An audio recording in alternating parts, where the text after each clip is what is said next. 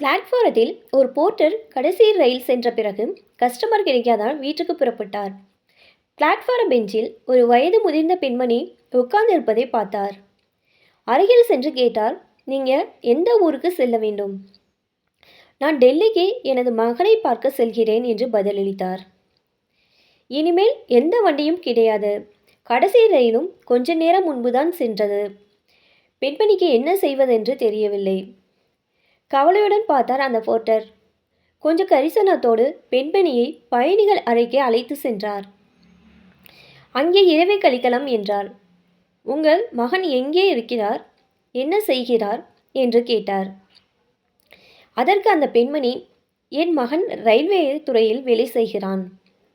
அவரது பெயரை சொல்லுங்கள், தொடர்பு கொள்ள முடியுமா என்று பார்க்கலாம்.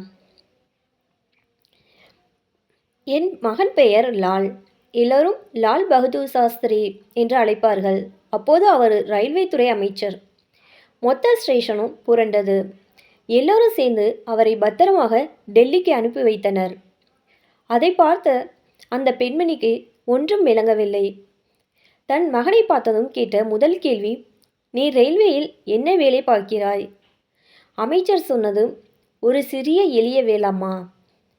எப்பேற்பட்ட மகான்கள் வாழ்ந்திருக்கிறார்கள்.